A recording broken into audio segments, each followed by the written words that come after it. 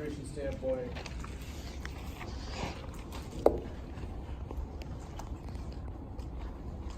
right? You don't include solids and liquids. Then if, like here, for question A, it give you initial water, but not the rest, and ask you to find the concentrations. Okay. How do you feel about ice boxes? Sometimes I guess.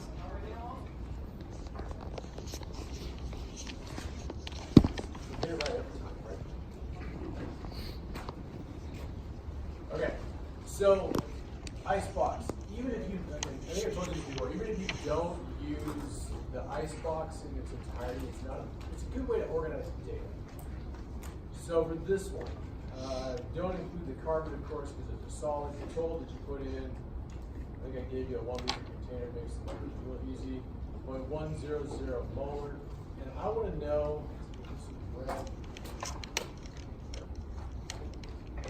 Those three numbers down there.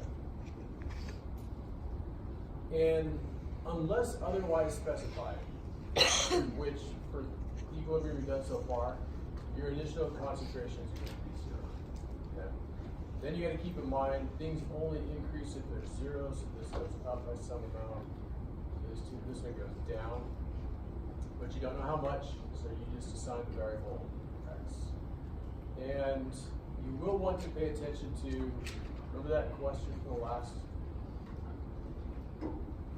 The equilibrium expression depends on stoichiometry, which means you're paying attention to the coefficients. So when you fill in the icebox here, these are just x's because it's a 1-to-1-to-1 ratio. Okay. Then at equilibrium, you still don't know, but you just add down. And then this one, 0.100 minus x. Okay. You're told the equilibrium is constant, and you substitute in based on your expression. So this becomes x squared. And then you solve it using some math. This is a quadratic. Distribute, rearrange, and then you get that as equal as x squared plus.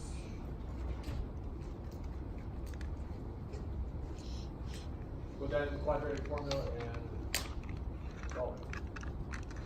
Your two solutions, one of them will not work.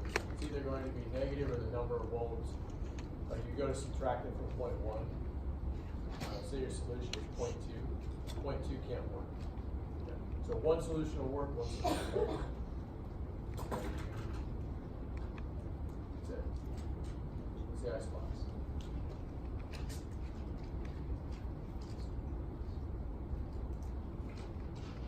If I remember the answer, it should be that.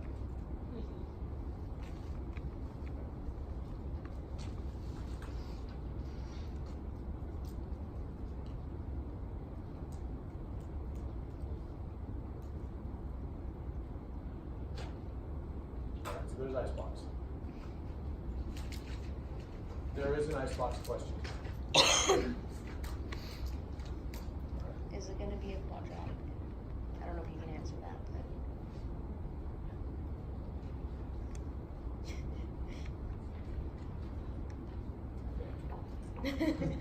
Okay. I think it is. Okay. I think it's quadratic. And on that note, I did not put the quadratic formula on a test. So just totally forgot about it until now. I assume you guys all have graphing calculators with solvers, or at least programs in there to do it. I think from our reactions. Yeah. You should do that. I told you on Tuesday, but you should go visit YouTube. We have a program on TI-84. It takes like 10 minutes. I did that 10 minutes. I'm going to try to You what? You did that in minutes. I downloaded a quadratic program onto my calculator, and it wiped out my entire calculator. unfortunate.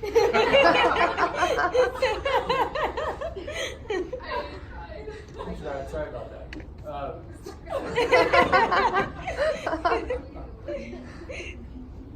So, right. I don't know the song. There's a song. I just memorized it. I didn't need a song. I just memorized it. Sing the song, right? You want to have song time, you know, have song time. But, okay, the only other thing that I would want to add to equilibrium is the Chapelier's principle. So you need to think about things like, if you add water, what direction does it push the reaction? To the right. To the right. If you take away hydrogen, what direction does it push the reaction? To the right. Right. If you add in carbon monoxide, To the left. To the left. Okay, so you have to think about how the equation of the reaction will behave after when you disturb the equilibrium. Okay, so Chapelier's. You got 2 moles of gas left, 1 mole right, 1 mole of gas left. If you increase the pressure, pushes it to the left. Think about those things back. Are you gonna do anything like how in the homework it had delta H, and it said like I delta did not H put is- any energy impacts on this. Okay. So, but I mean, if it did, if you got here, so this would be delta H is negative, right?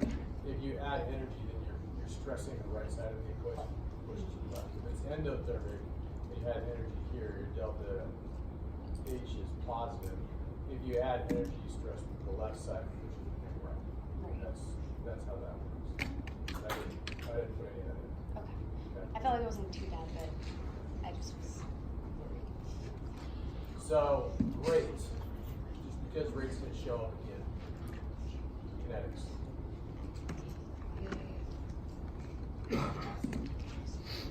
First or second order? Second. Right. It's a straight line. Natural log versus time? First. First order. You should know that this is first order half-life, and that one is second order half-life. Okay.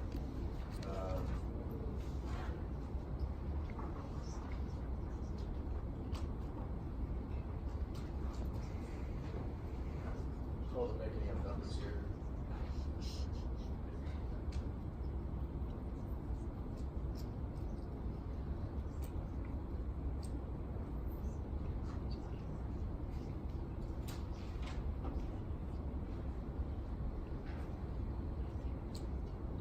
Those are just arbitrary, right? It is arbitrary.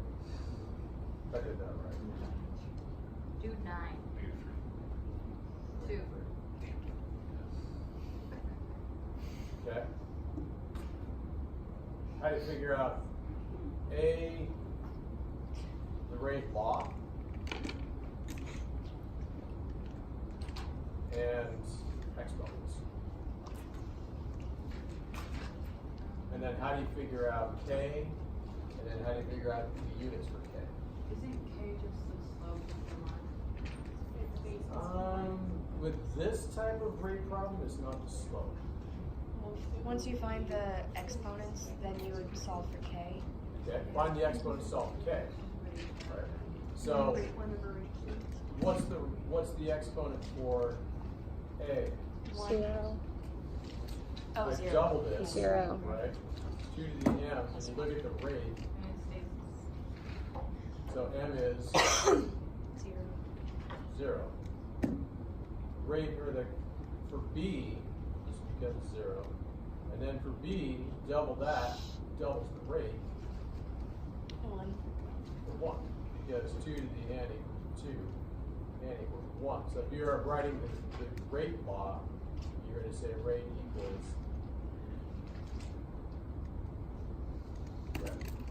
because anything to the 0 power is 1. So the a term doesn't even factor into the overall rate loss. Okay.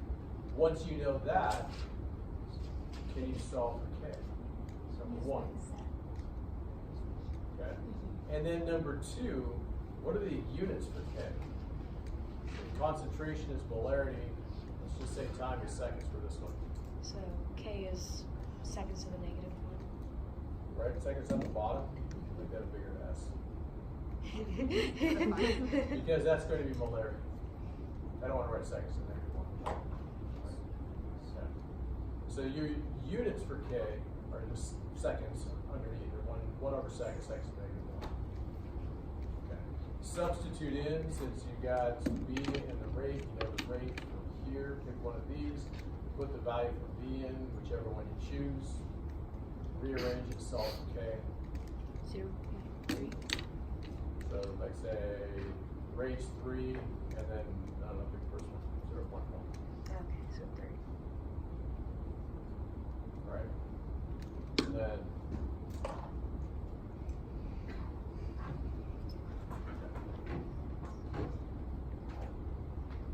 any other kind of review questions you might have?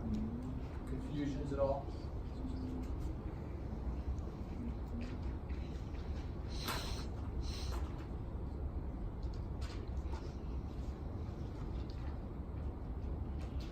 Slight digression. Heard an interesting statistic the other day about distracted learners. And the study was done, and I don't have the source, so you take my word or not. But a study was done and talked about learners who are distracted specifically by electronic devices and or the ones who claim they're going to listen to music while I'm learning. The results. Distracted learners earn, on average, 1 full grade point less in a class than learners who are not distracted by electronic devices. On average. And that's not to say that there are those people who can't be plugged in and learn. But you just take a look at everyone, on average, 1 full grade point lower. So if you're a 2-point student, but you're plugged in, you can be a 3-point student, or better. If you're a 4-point student, you plug in, expect that to go to 3. But another interesting study said that if you know something and then you're looking at repetitive tasks, like just running through homework problems because you know how to do it, that having some sort of music on in the background eliminates other distractions and you have more effective use of time. But the caveat is you have to know the material. Couple interesting things, especially as we live in the age of, oh look, Snapchat. Sure. Just a quick game break. AirPod in while I'm learning stuff. Stop that. You get all those PSAs about don't text and drive. The brain does not compartmentalize like that. Anyway, food for thought. As you're going through school.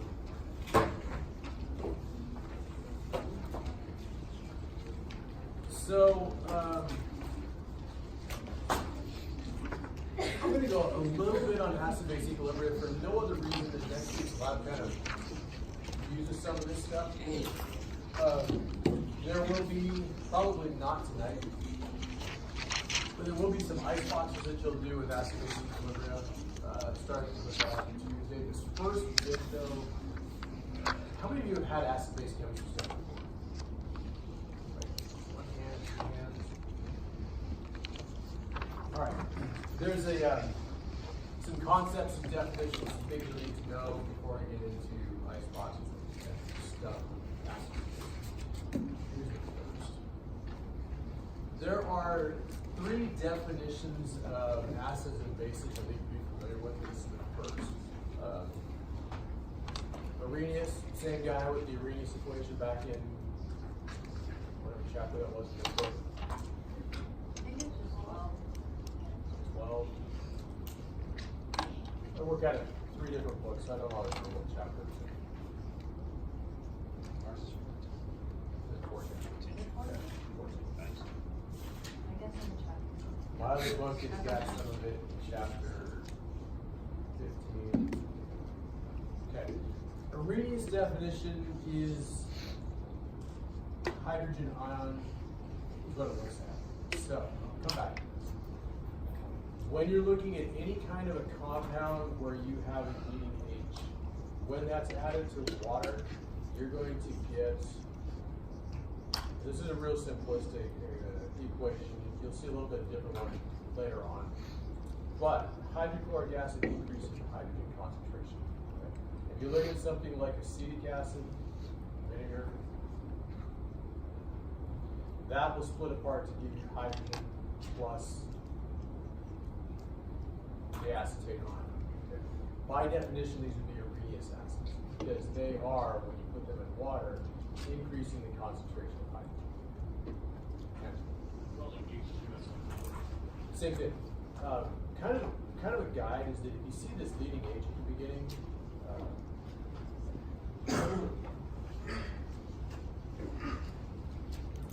any of these things would be considered acids because they will all dissociate to give you hydrogen ion plus some anion. And that's what Arrhenius says is an acid. Okay. So that's the acid. The base looks at hydroxide.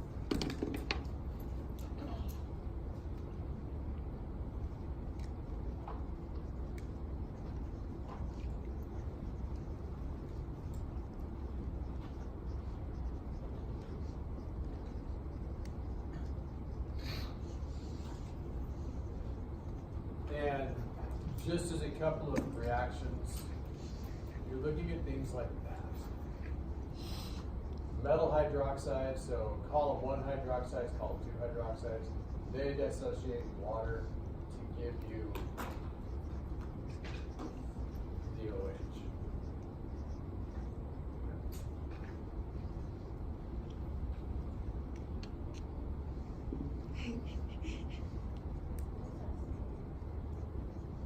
Base. And then acids down there. Okay. Any questions about the base definition?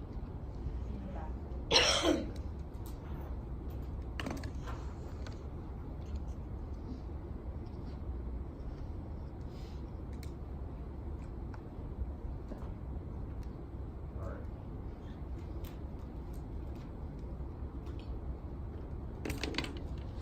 Ready for the next one?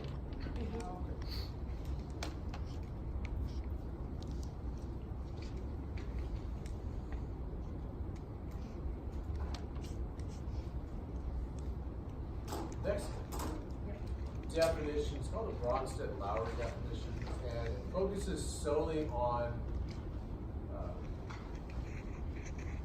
protons, hydrogen ions. You say acids are hydrogen ion donors, and bases are hydrogen ion acceptors. You say protons.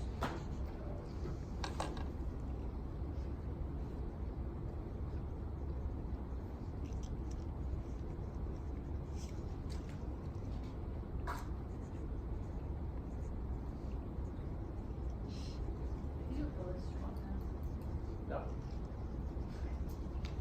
Of course, Rosalie. I can't see you, so I can't hear you, sorry. So when you look at any of the acids, like the Arrhenius definition for increasing hydrogen ion, those all fit in with the Bronsted-Lowry because they donate protons. All of these give you a proton plus some sort of an anion. Okay. That's real similar, at least in consideration. The bases, on the other hand, you get a little bit more of a definition. It's a little bit wider definition for bases. I'm doing Bronsted-Lowry in blue. This would be considered a base because you can take the OH and you can add a proton or hydrogen ion to it and you make water. Okay. You can take something like ammonia as a gas, you can add hydrogen ion to it and you'll get ammonium ion. That would make this a base. Okay. Because it is accepting this proton. You can take something like the acetate ion, C2H3O2 minus.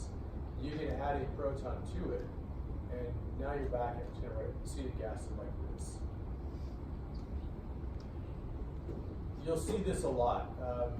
Acetic acid abbreviated as HAC, where this is the acetate ion that way.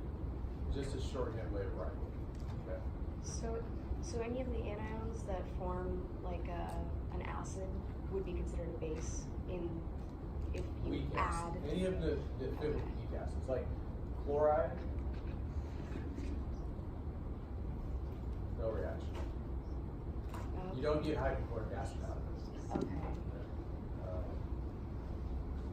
And something worth mentioning, anions of strong acids.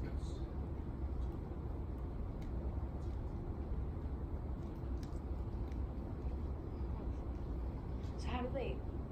It doesn't really matter, but it's like how do they get them in the first place? How do they get what? How do they get them there in the first place? Some sort of like, Kind of like the people that make. when we write hydrochloric acid as just HCl, but you don't find, there's no HCl molecules.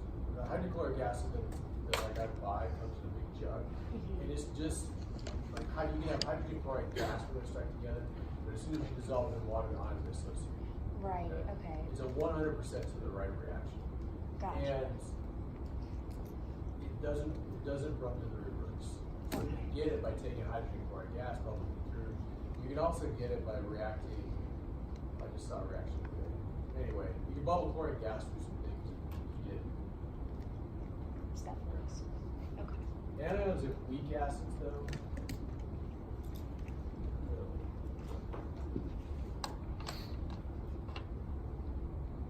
Except protons. And this will get into the acid-base stuff that we'll get to in equilibrium.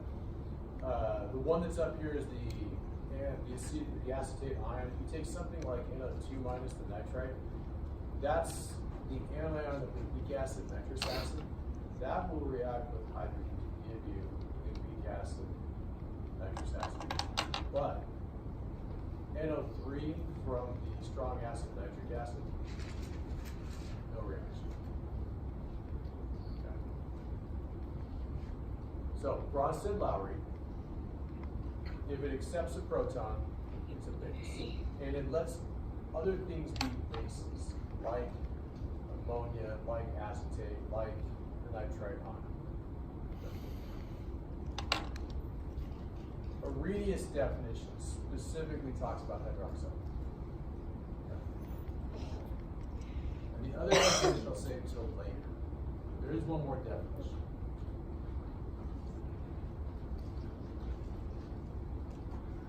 And if you wanted to write that down, I guess I'll leave it there for you.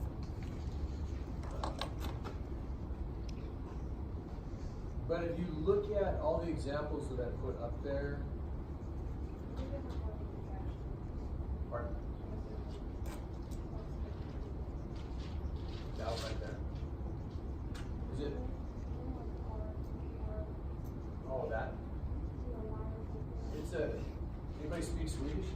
No. It's Swedish. It's like in German. It's just another letter. Yeah, I don't know. It's probably got a different pronunciation. Like It does. in German, you've got the lots over the O.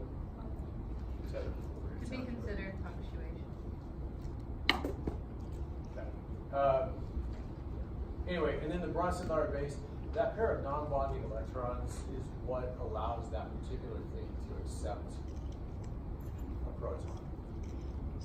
So that doesn't necessarily mean that you have to that it's H plus always. It can be other stuff besides. There's other proton donors besides H plus. Yeah. At least that's what it I sounds mean, like. Whatever compound you're looking at has to have the ability to give up a proton, to be a Bronsted-Lowry Okay. acid. Okay. We'll go back to the doctor here. When you look at something like, do you remember how to draw NH3? Mm-hmm. It's like this. That non-bonding pair of electrons is up at the top. The hydrogen ion that it accepts actually goes right there.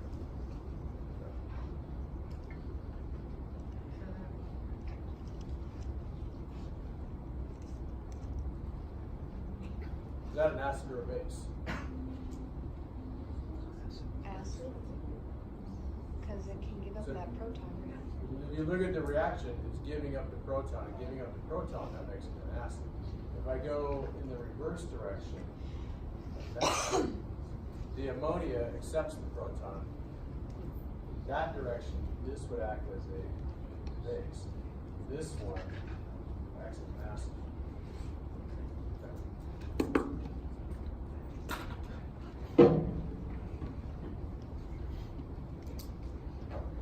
Back.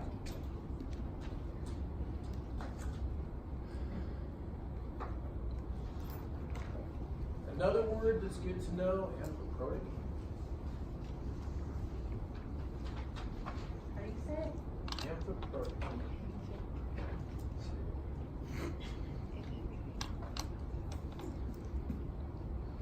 You try it.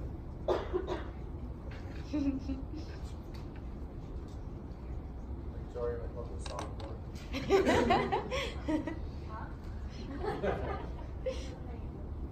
What?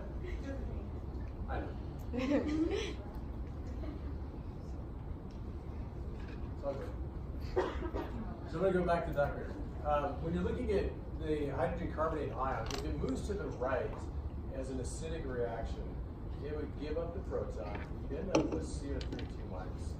If it goes to the left, actually, plus an H, I'll put it over here on the top of the arrow, you end up with carbonic acid. So it can just be either. In that direction, it acts as a base. In this direction, it acts as an acid. Okay. So it can do either. And you'll see this kind of thing show up in the equilibrium ice boxes that we'll get here on Tuesday. Any questions about that? Can you keep that? Yeah.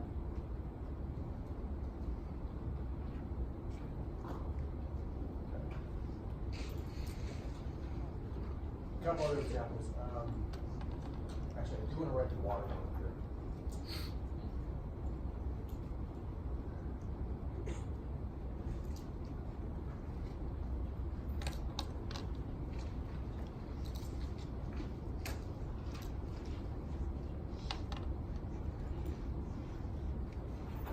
The bottom one for water, this will become important, more important on Tuesday. But if you look at the top reactions, water acting as an acid or base. Acid. Yes. The bottom one is acting base. Okay. Water does both. Okay. This reaction can add, it's written in a couple different ways, but that's one way, this top one. The other way you'll see this written as H2O plus H2O gives you.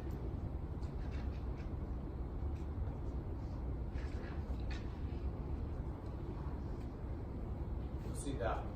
Okay. So both of these show up. This one's more true to what happens in water. This one's just a faster way of writing. Should remember that.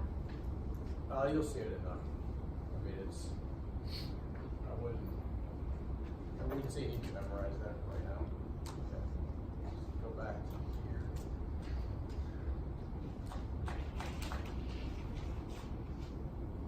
Okay.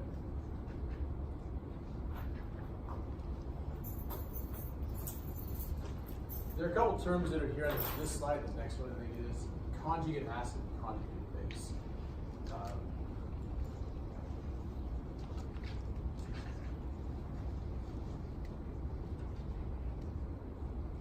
So I guess here's the first question. Are you good with what you've seen so far? The water's acting as a base in this reaction? Okay. Then as the reaction moves to the right, the water picks up the proton and then the HCl picks it up. So acid and then the base. You've got these two things on the right. So imagine if you run this reaction backwards, what's the water, acid or base? Excuse me, hydronium, not water. Hydronium right here. Use the right word. Acid. Hydronium is the acid going this direction, and chloride would be the base. Okay. When you're looking at this thing, the acid turns into the conjugate base on the other side of the arrow. The base turns into the conjugate acid, and that's because the base picks up the hydrogen or the proton, and then as you look at it over here on the right, when that reaction runs backwards, it can donate the proton. So you've got acid base, conjugate base, conjugate acid. You'll need to know these terms: conjugate base, conjugate acid. Hydronium shows up all over the place. That's the H3O plus. Questions about this slide?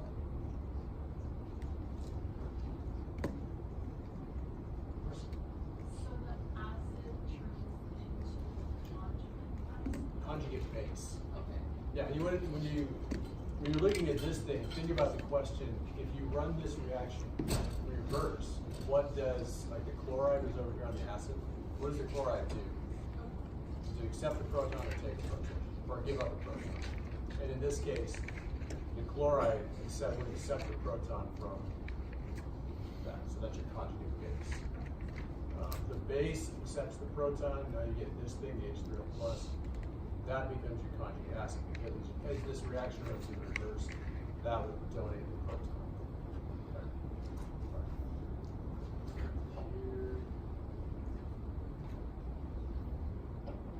I'll leave it there for a minute. If you have any questions about it, read it, look at it. If you want to write it down, I'll leave it there for a minute. Ask the question. That's what I just covered in the previous slide. Another example.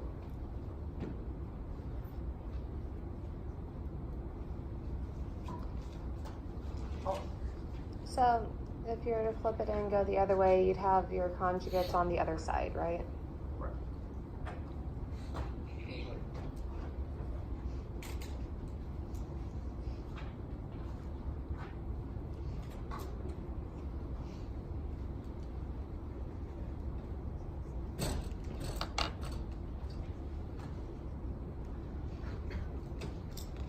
In answer to Holly's question, and I'll come back to the slide, but that's the same reaction written in reverse. So I just took the reactants or products and made of reactants.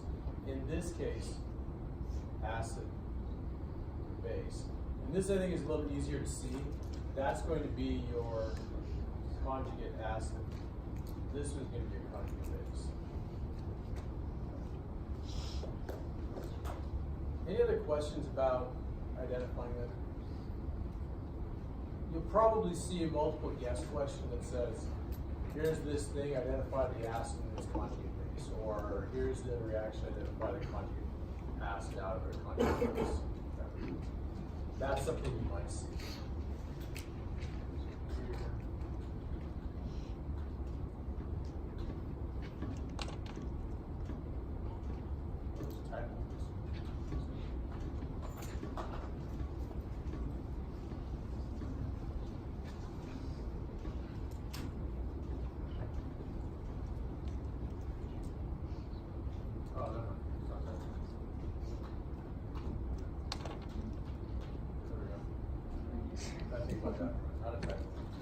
Okay.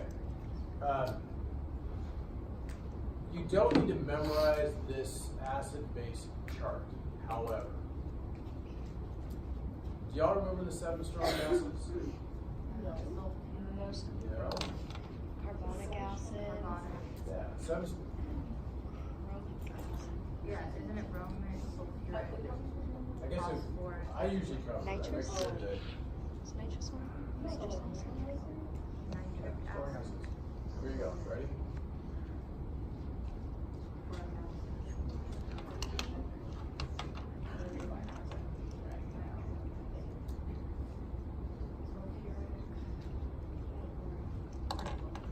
So those are your 7 strong acids, okay? If it doesn't fit into that category of acids or that list, then it's going to be a weak acid. Why So are when those you're considered- looking at something like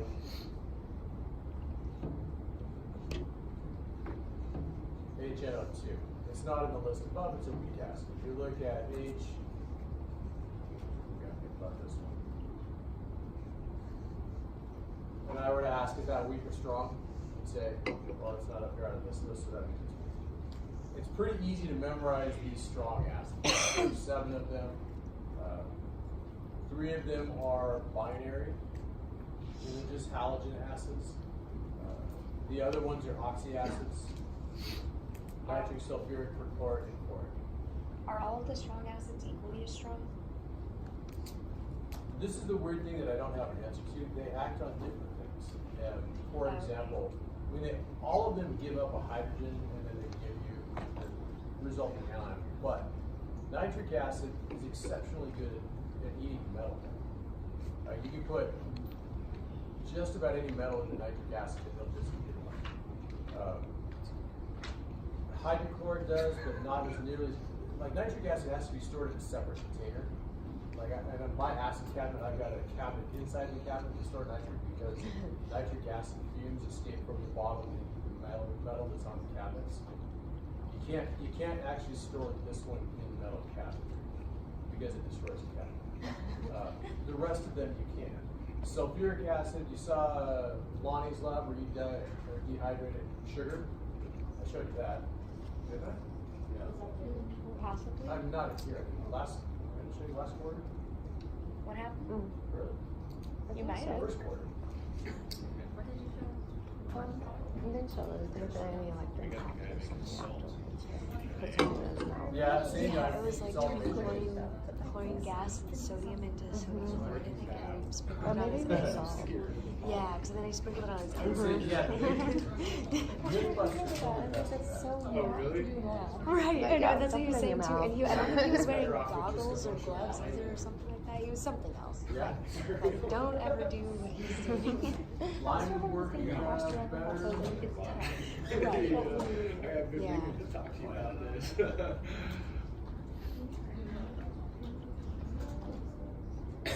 All right, there you go. I'm so tired. Get any volume out of this. So sulfuric acid is one of the strong acids. If you've ever had battery acid in your car and on your clothes, especially cotton clothes, you'll notice that your clothes get moldy. It destroys your clothes. Sugar, like table sugar. Cane sugar and sulfuric acid. So sugar is a carbon compound. Sulfuric acid is a strongly dehydrating agent. So it will remove water from the sugar. When you remove water from sugar, what's And left your cotton behind clothes are made out is of sugar. essentially just It's just elemental glucose carbon. hooked up in a different way than you can So get. the mixture of sugar and sulfuric acid will produce black elemental carbon in a rather dramatic fashion. Let's watch as Lime mixes these two compounds. Here's the sulfuric acid being mixed with the sugar, forming a slurry. You can see the reaction beginning. Lonnie will add a little bit more sulfuric acid. You can already see black carbon beginning to form. This reaction is fairly exothermic, so it will proceed with the expansion of the forming carbon to form a rapid expansion of a long snake of black carbon. Let's watch that happen.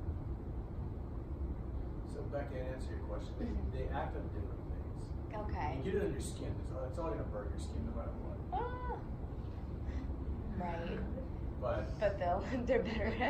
you don't get quite this reaction with the other acids. Gotcha. Sulfuric acid is particularly good at tearing water out of sugar. The things that are made out of sugar, paper, clothing. Right. Bonnie is so chill. Look at There we have the formation of elemental carbon So by that's the all the dehydration carbon of that's sugar made up of sugar. with sulfuric acid. That's crazy. There you go. Yeah, we saw that one. Mercury? That sounds fun. I say we should have a class period to watch some weird reaction videos on YouTube. That's pretty cool. Dehydrates. Instead of putting on the test. So all of your carbohydrates, That's my concept. like That'd be a good class.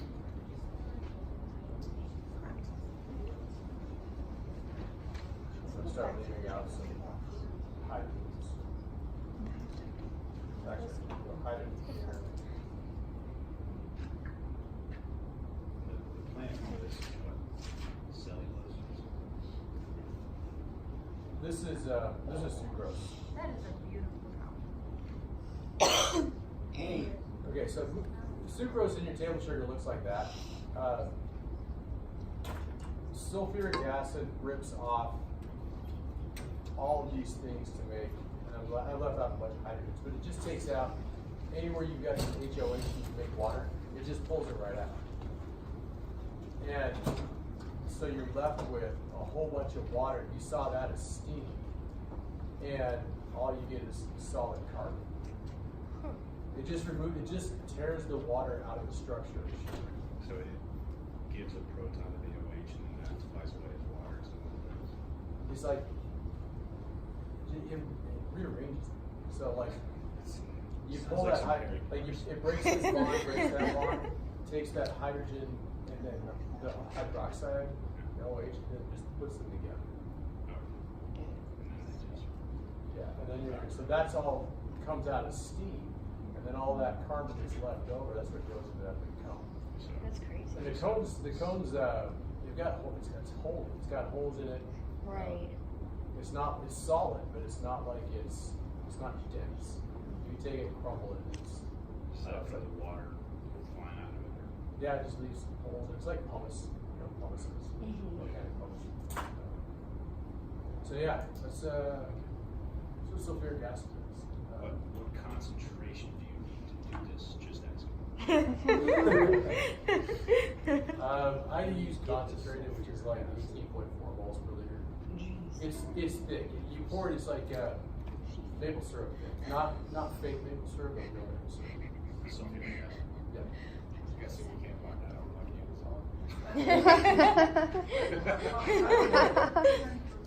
But I really look. Amazon's trying to compete with Because everyone these I buy days, some so. Chinese flowers. So, They're better at UPS than UPS. but yeah, Nick, don't be buying sulfuric acid on Amazon.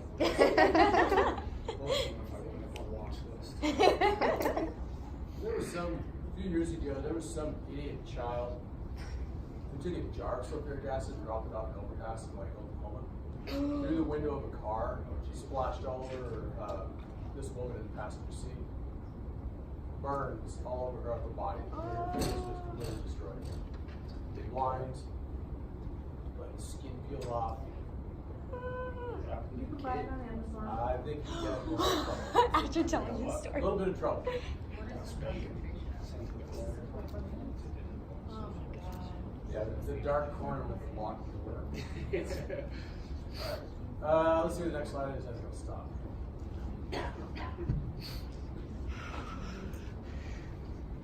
All right.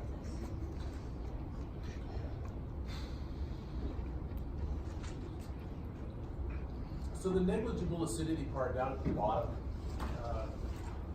I don't know if you can see it, but these things, they don't give up hydrogen ions. And you're left with, when you put methane in water, it's just methane in water. You don't get any lost hydrogen on that. Hydrogen gas in water, there's no reaction. You just have hydrogen that's bubbling in water. You don't have any H's that are really the same thing with hydroxide. You don't lose that H to form oxide and ions. So is that kind of the reverse of like the HCl, how it doesn't go back?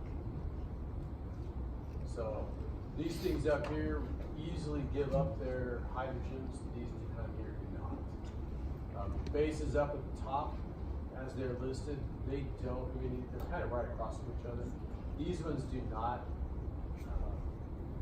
have any basic character to them. In other words, chloride won't accept the hydrogen, neither will the hydrogen sulfate ion doesn't accept it.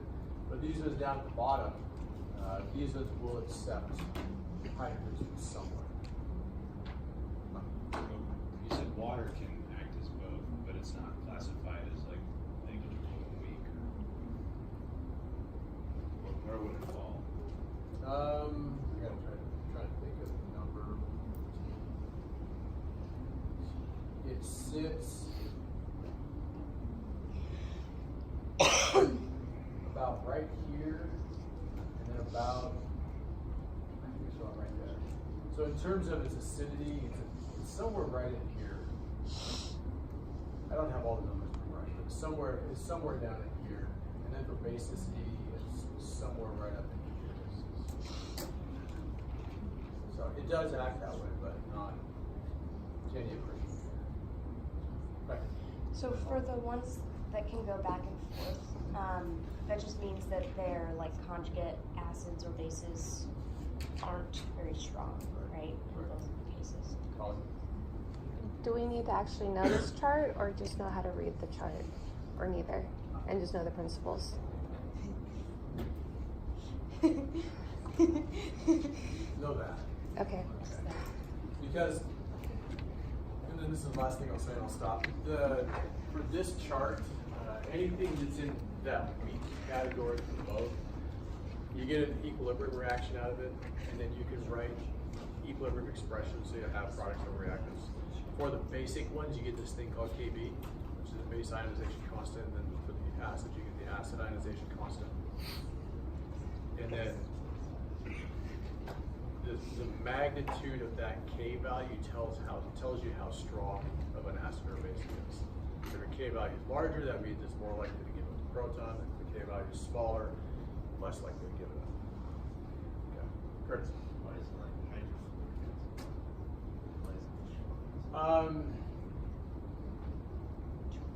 The K value for it is 10 to the negative 5. For whatever reason, well, if you think about it, fluoride ion is really small. The hydrogen is small, so that the bond between them is a stronger bond than what you find with like chloride, which is much bigger. Okay. So Easier to that break. HF, that stays in its molecular form more than it dissociates. Hydrochloric acid, the K value is exceedingly large comparatively. So. But hydrochloric acid is nasty because it does things like leaches calcium from your bones. I'd rather have hydrochloric spilled on me than hydrochloric. Because hydrochloric will burn your skin, but that's about it. Hydrochloric will destroy the bones. Do we get a break first? Yeah, you can take a break. Do a fast break. Okay. Because I'd like to get labs started on time tonight.